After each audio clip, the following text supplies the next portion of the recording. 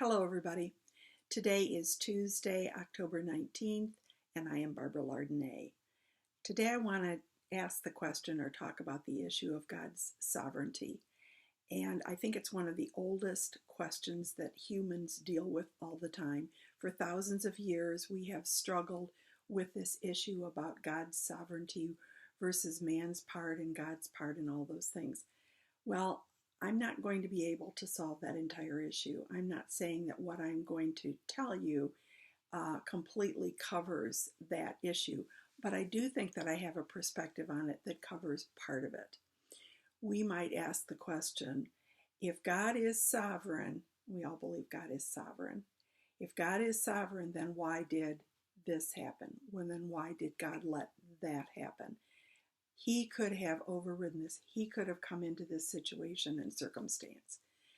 But my perspective is this. Let's go back to the beginning before there was creation or anything. God had to, and I'm just talking in human terms here, but God had to think through how he was going to do everything, how he was going to design the universe, how he was going to put together the plans and set the planets into motion. And he had to come up with the law of gravity and the laws of physics, which are in operation. And he had to think all that through. And when you think about how beautifully it's designed, it's one more reason why we say we know that it had to be a divine design, because it's so intricate and complicated, and it works. And it's besides being working, it's beautiful. But then he had to think about how he was going to design man. And he said that he was going to make man in his image and likeness.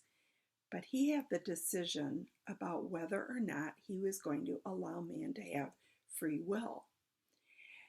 And the thing is that if he said that man could have free will, he knew what that would mean for him, because he knew that in that free will, man would not necessarily follow the plan. See, with gravity, it can't change its mind and say, I'm not doing this today.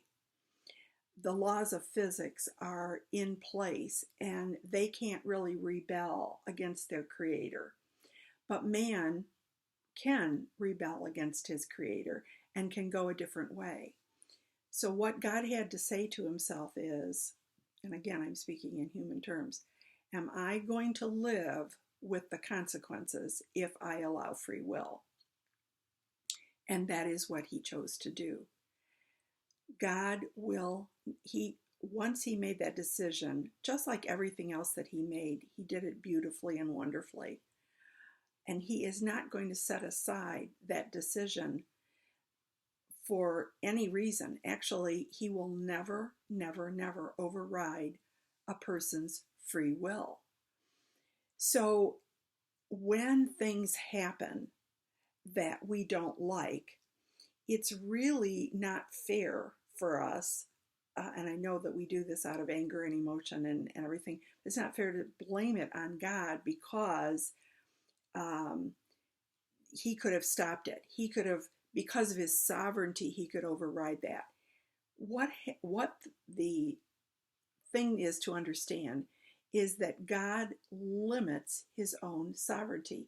In his sovereignty, he chose to limit himself. Once he made the decision, I won't interfere with this. I'm letting them have free will, and I won't go back on it.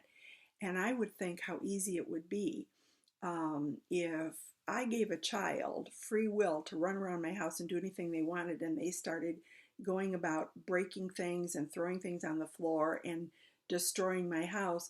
I would probably rethink that, grab the child and say, your freedom is done. You're not having the freedom anymore. I'm restricting you. But God won't do that. He has chosen not to override himself. So we sometimes blame him for things when the actual blame is the person who chose to use their free will to rebel against his plan. God made it very clear how we're supposed to live. He gave us every guidance in the world. He wants to fellowship and communicate with us. He wants us to freely love him. And so if we go another way, He lets us now.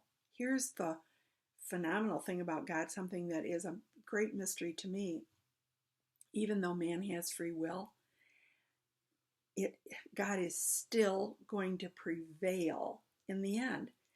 And I sometimes wonder how in the world, with the free will, the way that man has exercised their free will over the centuries to be in rebellion, to do wickedness, to go their own way. And I'm thinking, how in the end is he going to be able to still accomplish his purposes and prevail in the land, prevail over all of the things that he wants to happen? The same thing is true for a person who is in rebellion against God as an individual. You think, well, they've not chosen God, they've gone their own way, that's their free will. And yet over and over and over again, he is able to woo people into a commitment to him, into loving him without violating their free will. I think that's beyond phenomenal. I think about my own life and the rebellion that I was in and the direction that I was going, and how without ever violating me, he showed me himself, revealed himself, and made himself available to me, and I ended up choosing him.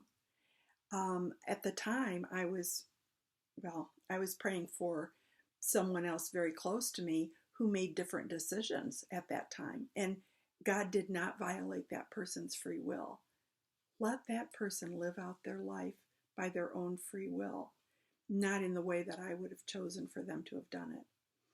So when you think about why did God allow this and why did God allow that, remember that it's his gracious decision to allow us to have free will, which has caused so many of the things that we blame him for.